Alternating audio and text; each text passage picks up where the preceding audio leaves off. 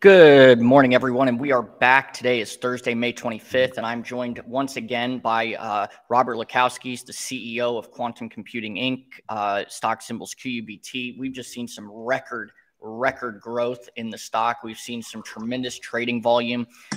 There's a lot of conversations with what's going on in AI. Bob, thanks for being on the program with me again today. It's great to be here, as always, Hunter. Very awesome. Good. Well, I want to dive into it. First of all, for all of our viewing audience, I just want to say that I am also rocking the QCI swag along with Bob today. So we're definitely all about the quantum today, which is good stuff. I love the esprit de corps. So press release came out, quantum computing market. Bob's going to reach 4.8 billion, growing at a 31% year over year by 2030. This is from the market research future. Obviously, it's growing by leaps and bounds. We're seeing the advancement of AI. When ChatGPT came out, we saw like millions of users in a matter of really moments when you consider it. But I want to talk a little bit about, obviously, the growth in the market. But the big news is NVIDIA. $1 trillion market cap, $1 trillion market cap.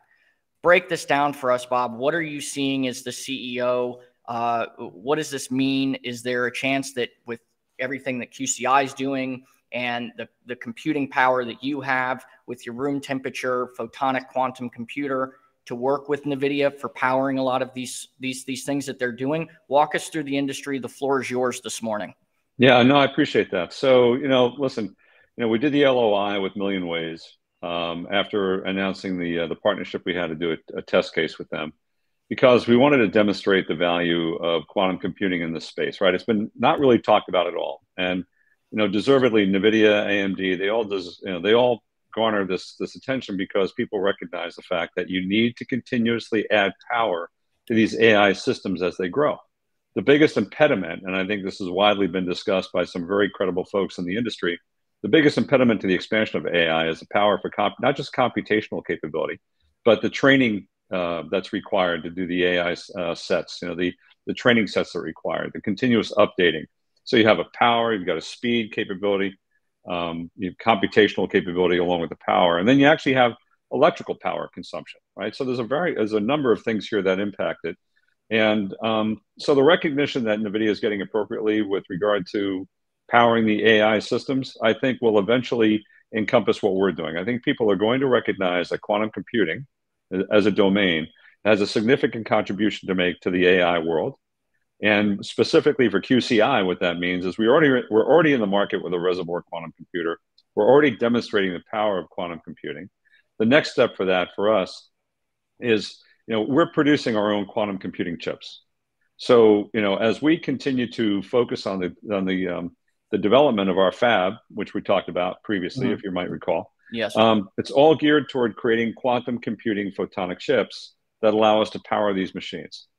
And on our roadmap is the ability for us to get these to a form factor that we can actually create a hybrid computer, so we can plug into the back of a classical computer and bring the best of both worlds to the world.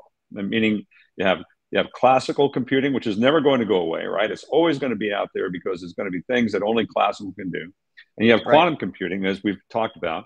It's a speed, it's a computational factor, it's the complexity capabilities that quantum brings to that space. It's really going to power AI. If we combine those, we have a real true hybrid computer, which is exactly on our roadmap. When we talk about chip development, that's precisely what we're doing. I think we're going to have a major impact on the AI space. We already know it because power and the complexity of these systems require quantum computing to be able to be successful. I want to get your comments on this article, Bob. This was published about 41 minutes ago from CNBC, and I'm just going to read you the headlines and give you a couple of the bullet points, okay? And get your initial reaction. This is the AI chip boom is pushing NVIDIA towards $1 trillion, but it's not going to help Intel or AMD.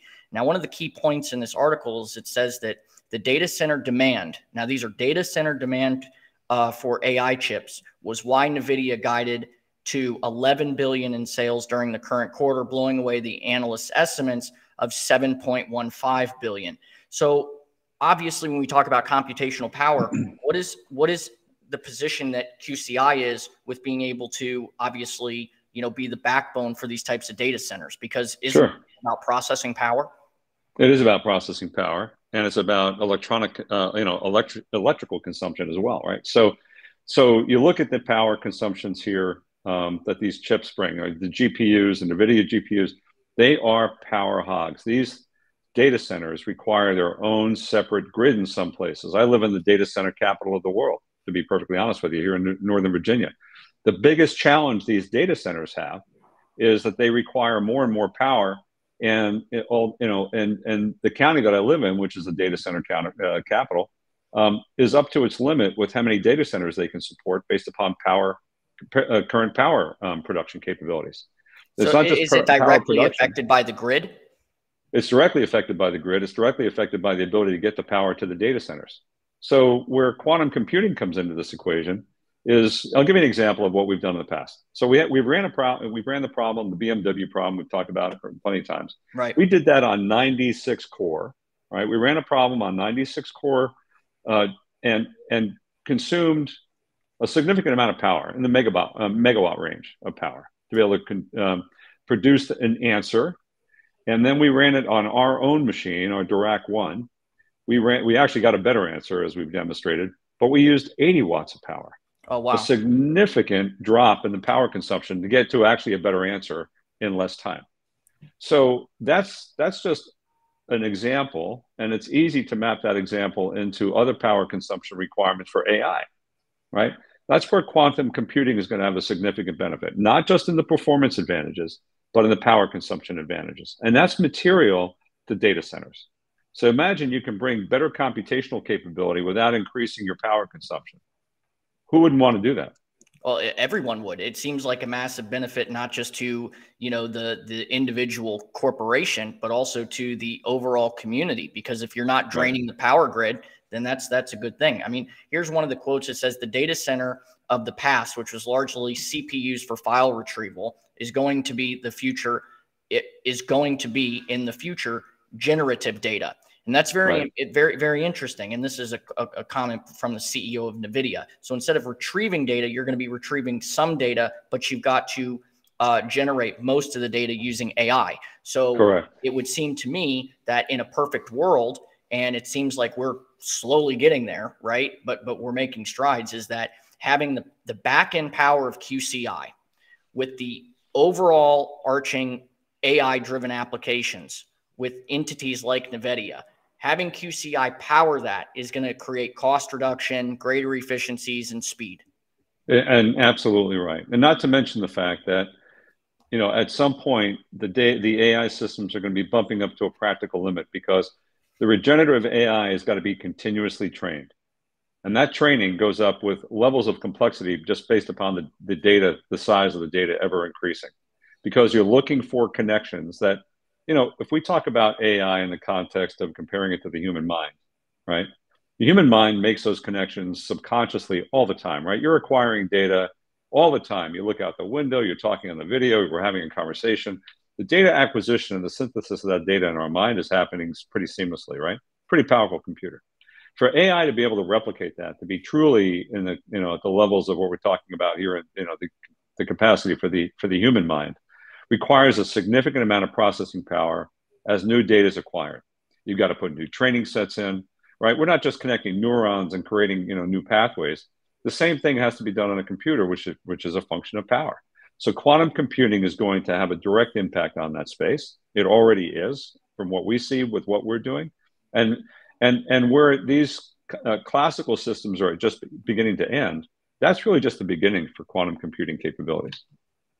Well, I mean, I just want to make one more point here with regards to some of the analysts say that NVIDIA remains in the lead for AI chips because of its proprietary software that makes it easier to use all of the GPU hardware features for AI applications. But I also want the listeners and everyone to understand that QCI, you are also a chip manufacturer, not in the same method of what they're doing. So can we create a differentiation for the viewers on the chips that you're manufacturing versus the chips that they're manufacturing? Yeah, sure. So listen, I don't have any delusions. We're a small company. It'd be great to be in NVIDIA someday, right? Sure. But the reality of it is we're in a completely different chip market. You know, they're using silicone-based chips. We use lithium niobate for our chip-based silicon substrate. And why that's different is because we're doing quantum computing on a chip, right? So we're actually creating our quantum computing to be on a chip. That means we've got the waveguides, which is lithium niobate substrate. We've got beam splitter, laser. We have all that computational capability on a chip, which can plug into a back of a classical computer or just stand on its own and effectively, you know, and do the computations. That's different than the way current chip manufacturing is being done. The only thing you can declare that's probably equivalent is the fact we're calling them chips, but they're fundamentally different. The computational capability of these chips far supersedes the existing silicon variety. Well, so with that being said, there is within the government, and I know we've talked a little bit about this, but if you could maybe go in, because I want people to understand that the market size for this, and I know we don't ever want to put numbers on it or say anything, you know, like that, but the CHIPS Act that the government came out with, which was to take away the not having to rely on essentially foreign entities creating chips for us to rely on for our supply chain, is creating more US-based chip manufacturers. What was the total size of that CHIP Act? Was it something like 300 billion or something like that? It was 52 billion. It's a big number. Yeah, 52 billion. 39 billion of which was to go to the reshoring or the establishment of US-based chip manufacturing, all silicon-based, right? I mean, virtually everything runs on a chip today. So we're talking about things that run dishwashers and refrigerators to cars to computers, right? Right. But it's not new technology. It's basically bringing all that technology back to the United States so we don't have those supply chain problems. But there's a portion of that money, and it's a big number. It's like 13 billion, which is for other chip designs and other chip manufacturing, under which we fall for R&D and development. And quantum computing is called out in the CHIPS Act as a domain, not specifically the chips, but that you can't do one without the other. Right. So, so if you're leading to the question of what do we get out of it, I mean, clearly we're going for some of that money. Our budget for that money is relatively small by comparison. We're not talking billions, we're talking millions. And, but, you know, I'll be candid with you. And, you know, as much as we want to be a part of that CHIPS Act, and we believe that we will be beneficiaries of that, Mm-hmm. we're going to do this on our own, whether I do it or not. Right. It's core to our business. So, right. You know, we're developing our own fab one way or the other. I'm not going to wait for the government to necessarily, you know, give us money for that. We've got state partners, we've got commercial partners. We're very aggressively going into the space. It's core to what we do. And I'm never permission asking kind of guy anyway, right? I know what we have to do to make this Right. company successful. Right. So whether the government's on board or not, we're going to go ahead and do this. And this is going to be very core and very beneficial to our shareholders, but to the industry in general. Well, and I like staying on top of this because, I mean, man, information is happening every day. I mean, this news that came out, I mean, this morning, and I'm looking, I mean, the volume for QUBT right now, and not to be, you know, from a market hunter's perspective, right? You're almost trading at 1 million shares already, and it's not even 10 o'clock yet. So, you know, 800 and says, so the volume is clearly there. People are clearly talking about it. This news is trickling down to, you know, all of the other kind of players in the space. So it's going to be very interesting to see how QCI, NVIDIA, the AI, Million Ways, all kind of comes together in a beautiful little story. So that's definitely exciting to follow. No, it is, you know, and listen, I think people are finally paying attention to it. We're still one of the few pure public plays in the space. We're clearly, what's differentiating about our company versus any other quantum computing company out there in the market today is we have, you know, because we're photonic based, we've got core capability, which is both computationally relevant, right? We create our own, quantum computers. And it's also in the adjacent markets for other technologies, right? We have LiDAR, we have imaging, right. So we've got sensing, we've got cybersecurity. It's all built off the core technology. And we talked about this earlier. You know, you think about our core team being the hub, and we have all these different domains we can spoke out of to create capabilities out of. There's tremendous market opportunity. Yeah, I think people are finally waking up to that. Yeah, I really like it. It's the model of the platform, and then having other components come on, utilizing that underlying infrastructure, and let them go and be the domain experts in certain areas. That's exactly right. That's exactly right. And that creates that fundamental base. Right. That's right. I mean, our go-to-market strategy is having good partners that already have their domains or really know how to get into that market space, right? We do what we really do really well, and we'll partner with them to do exactly the same thing. Well, and that's going to be exciting to see the uses of like the quantum number generator and some of these other things. And obviously now with this new AI component with Million Ways, I think that's going to garner a lot of attention. I mean, I've been doing a lot of research in this space. I mean, even with the company that it was called Character AI or something like that. They were featured. Yeah, right. $1 billion market cap, done. Just like that, $1 billion market cap, because they were talking with, I think when they were on CNBC, they asked whether or not how to address the debt ceiling issue that's going on. And then they asked 3 different, Milton Friedman, what he would have done, some of these other things. So, I mean, clearly when we start adding emotion, and actually, yes, the other day on the Market Hunters podcast, we had the CEO of Presto AI. And Presto AI is a voice-driven AI for drive-thrus to make drive-through ordering more efficient. So we're seeing applications all over now that's going to affect our daily lives. How that data is processed, fast, efficient, at a quantum speed. Obviously, it's going to be powered by QCI. So it just makes sense in the marketplace. Well, and people struggle, maybe not struggle, but they certainly look for opportunities to figure out ways that, AI is going to bring more value to them, right? It's not just a capability, but listen, the business world, especially in today's economy, having more efficiency, better costs, to lower your costs, better ways to lower your costs and become more efficient. So if you look at that retail application for a second, because we're working on very similar types of applications, right? And there's a case study that we have where a retailer, because they're taking voice orders and they're doing it through an AI platform, if they get that order wrong, they're going to comp that customer with that meal, right? Oh, wow. So that directly hits EBITDA, right? Because you're talking about, you're just going to, no pun intended, you're going to eat that cost. Right. So if you don't get that right, you multiply that times, what, 1 million meal, whatever the number is, right? It's a big number. So AI can definitely, and we power that. So you talk about the voice recognition going on the Million Ways thing. The whole value that we're bringing to them is the ability, and this is what quantum reservoir computing is beautiful at doing. Right.